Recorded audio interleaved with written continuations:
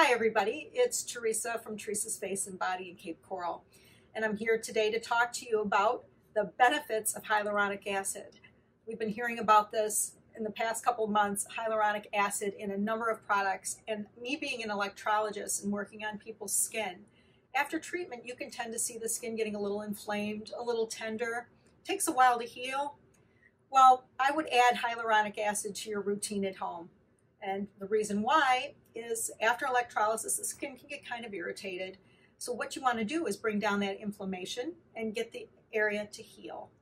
And what's so great about hyaluronic acid, it has natural components in it. It's a natural moisturizer. The body is made up of hyaluronic acid. The skin contains a lot of it.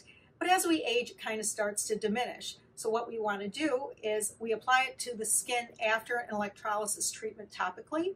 And that creates some nice natural moisture without oil. It won't plug your pores. It'll help your skin to heal beautifully. It'll take the inflammation down, and it also is very, very soothing. Additionally, it has a natural component in it that fights bacteria. So of course with electrolysis, and you don't want to get anything in those pores, especially the first 24 hours, it's crucial. You don't want anything to create any kind of infection. So certainly cleanse your face with alcohol, put some hyaluronic acid on your face, and you're going to discover a lot of that redness goes down, and you're going to find it feels so wonderful.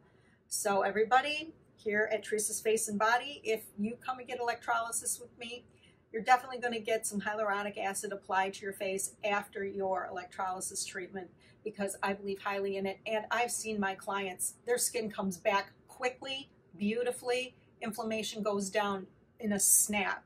So take that tip from me here at Teresa's Face and Body. I'd love to see you. Come in and have some electrolysis treatments if you're having problems with superfluous hair. And have a great day. Also, don't forget to subscribe to my YouTube channel if you like the video. Have a great day.